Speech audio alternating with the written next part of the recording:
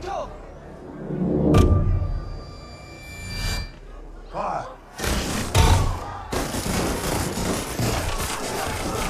13 अप्रैल साल 1919 अमृतसर का जलियांवाला बाग मानवता को शर्मिंदा करती एक ऐसी घटना का गवाह बना जिसने हमेशा के लिए गोरे अंग्रेजों के चरित्र पर काला दाग लगा दिया। इसी दिन जनरल डायर ने हजारों मासूम निहत्थे हिंदुस्तानियों पर लगातार गोलियां चलवाई। यही नहीं, उन लोगों के भागने का तमाम रास्ते बंद कर दिए गए सिवाय मौत के।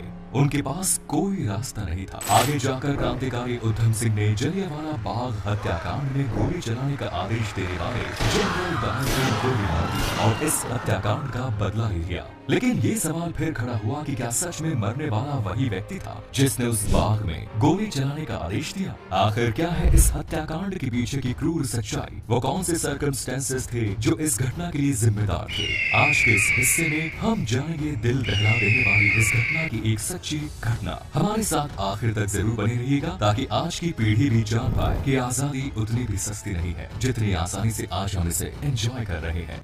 जलियांवाला बाग हत्याकांड की भूमिका उस समय बननी शुरू हुई जब अंग्रेजों ने रॉलेट एक्ट लगाया और देश भर में इसका विरोध शुरू हुआ। वो तारीख थी 10 अप्रैल। रॉलेट एक्ट का विरोध चल रहा था और अंग्रेजों ने इस एक्ट के विरोध करने के लिए सैफुद्दीन किचलू, डॉक्टर सत्यपाल को गिरफ्तार कर लिया गया। रॉलेट एक्ट को उस समय का काला कानून कहा गया था। इस कानून का विरोध महात्मा गांधी ने भी किया था और इसके पास होते ही पूरे देश में इसका जबरदस्त विरोध शुरू हो गया। रॉलेट एक्ट के इस कानून के मुताबिक अंग्रेज बिना किसी जांच पड़ताल और मुकदमे के जब चाहे किसी भी भारतीय को गिरफ्तार करके जेल में भेज सकते थे।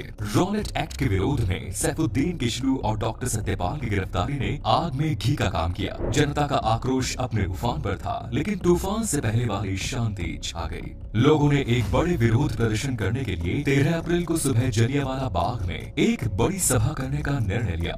सारे के सारे लोग इकट्ठा होते, वहाँ पर रॉलेट एक्ट का विरोध होता और साथ ही इन दोनों की गिरफ्तारी के विरोध में स्वर मुखर हुए। जलियांवाला बाग में 13 अप्रैल को होने वाली इस रैली की खबर जनरल रेजिनाल्ड डायर को पता चल गई। 13 अप्रैल पंजाब में बैसाखी का दिन भी था। वैसे भी पंजाब में बैसाखी बड़ी ही धूमधाम से मनाई जाती थी। लोग एक तरफ बैसाखी का जश्न मना रहे थे, अपने लोगों से मिल रहे थे और दूसरी तरफ इस सभा की तैयारी चल रही थी। लेकिन जनरल डायर ने इस सभा के खिलाफ पहले से ही तैयारी कर ली थी। उसने 12 अप्रैल को ही अतिरिक्त सैनिक टुकड़ी बुलाकर अपनी तरफ से पूरी तैयारी कर ली। सुबह का वक्त था। लोग बैसाखी के त्योहार के चलते खुशियां मना रहे थे और अपनों से मेल मिलाप करने के बाद लगभग 25,000 लोग जलियांवाला बाग में आम सभा के लिए इकट्ठा हो गए। इधर जनरल डायर भी अपनी पूरी सैन्य टुकड़ी लेकर जलियांवाला बाग की तरफ चला गया। जलियांवाला बाग में भीतर जाने का एक ही रास्ता था। लोगों की शहर सभा हो चुकी थी और उन्हें मालूम भी नहीं था कि कब जनरल डायर अपनी पूरी की पूरी सैन्य टुकड़ी लेकर अंदर दाखिल हुआ और उसने जलियांवाला बाग के मुंह पर तोप रखकर उसने बंद कर दिया। इसके बाद अपने सैनिकों की पोजीशन लेने के बाद जनरल डायर ने सीधे लोगों पर फायर का आदेश दे दिया। बिना किसी चेतावनी के, बिना एक शब्द बोले जनरल डायर के आदेश का पालन करते हुए सैनिकों ने अपनी अपनी बंदूकों का मुंह खोल दिया और लगातार गोलियां लोगों पर बरसने लगी। जलियांवाला बाग में जनरल डायर 50 राइफल और इतनी ही खोखरी लेकर पहुंचा था। इसका मतलब है कि वो पहले से डिसाइड करके आया था कि उसे क्या करना है। जवानों ने इस दौरान लगभग 10 मिनट में 1600 राउंड फायर किए। लोगों को न संभलने का मौका मिला और न बचकर भागने का।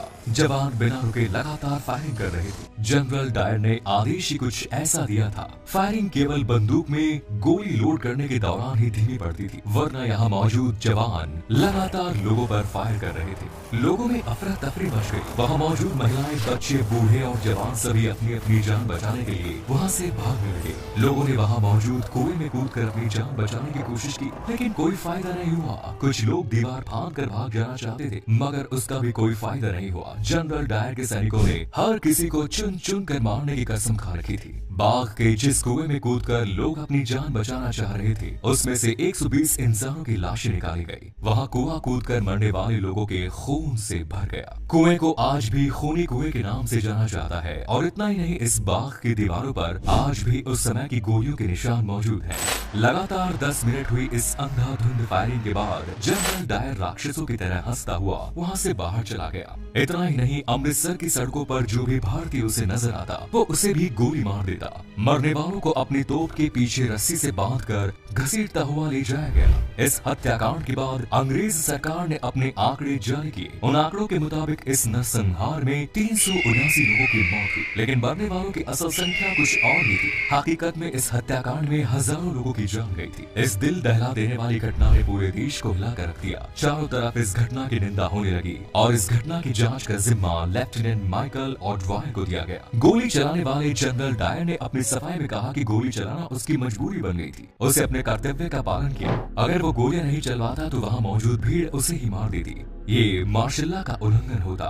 लेफ्टिनेंट माइकल ऑडवायर, जो कि इस मामले की जांच कर रहा था, वो जनरल डायर के इस जवाब से संतुष्ट हुआ। आगे चलकर इस मामले की जांच लाहौर के हंटर कमीशन के द्वारा की गई। फाइनली इस मामले में जनरल डायर को सही माना गया और ब्रिटिश अधिकारियों ने उसे प्रमोशन दिया। लेकिन इसके साथ ही फाइनल रिपोर्ट में ये भी कहा गया कि जनरल डायर अब कभी इंडिया नहीं आएंगे और उन्हें ब्रिटेन में रहकर ही सर्विस करनी होगी। इस हत्याकांड के दौरान सरदार उधम सिंह जलियांवाला बाग में ही मौजूद थे। ये उनकी खुशकिस्मती थी कि वो इतनी गोलियां चलने के बावजूद भी बच गए, लेकिन उन्होंने कसम खाई थी कि वो इस हत्याकांड का बदला जरूर लेंगे। लेकिन इस हत्याकांड के मुख्य आरोपी जनरल डायर की साल 1927 में एक बीमारी के चलते मौत हो गई थी। लेकिन इस मामले की जांच करने वाला लेफ्टिनेंट माइकल ऑडवायर अभी भी जिंदा था। इधर उधम सिंह प्रतिशोध की आग में चल रहे थे। वो एक गरीब परिवार से थे। उन्होंने गदर पार्टी ज्वाइन की। उनके सिर से माता पिता का साया तो पहले ही उठ गया था, लेकिन उनका लक्ष्य तो माइकल ऑडवायर था, जो कि लंदन में था। जैसे ये जानकारी उन्हें मिली, वो लंदन जाने का जुगाड़ लगाने लगे। उन्होंने बढ़े का काम करना शुरू किया और कुछ पैसे इकट्ठा करने लगे।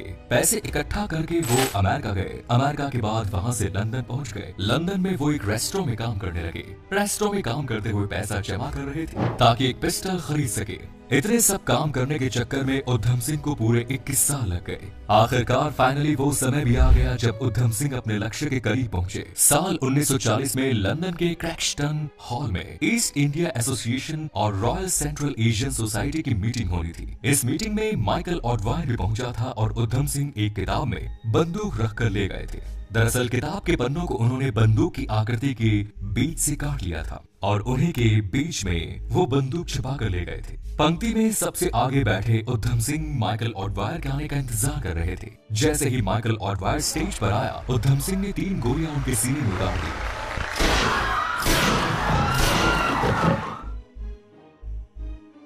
वो वहाँ से भागे नहीं बल्कि वहीं खड़े हो गए और उन्होंने कहा कि 21 साल बाद जलियांवाला बाग हत्याकांड का बदला ले लिया। उधम सिंह ने वहाँ अपनी गिरफ्तारी दे दी। इसके बाद 31 जुलाई 1940 को उन्हें फांसी दे दी गई। यहाँ ये बात ध्यान देने लायक है कि जलियांवाला बाग हत्याकांड से जो 2 अंग्रेज अफसर जुड़े हुए थे, उनके नाम काफी मिलते जुलते थे। उनमें से एक जो असली गुनहगार था वो पहले ही अपनी बीमारी के चलते मारा गया, जबकि जिसने गुनहगार को जांच के दौरान बचाया उसे अमर शहीद सरदार उधम सिंह ने मार दिया। हमारी आजादी की लड़ाई में अनगिनत शहीदों ने अपने प्राणों की आहुति दी है। ये आजादी हमें बड़ी ही मुश्किल से मिली है। अब ये हमारा फर्ज है कि हम इस आजादी को हमेशा बनाए रखें। उम्मीद है ये वीडियो आपकी उम्मीदों पर खरा उतरा होगा। धन्यवाद।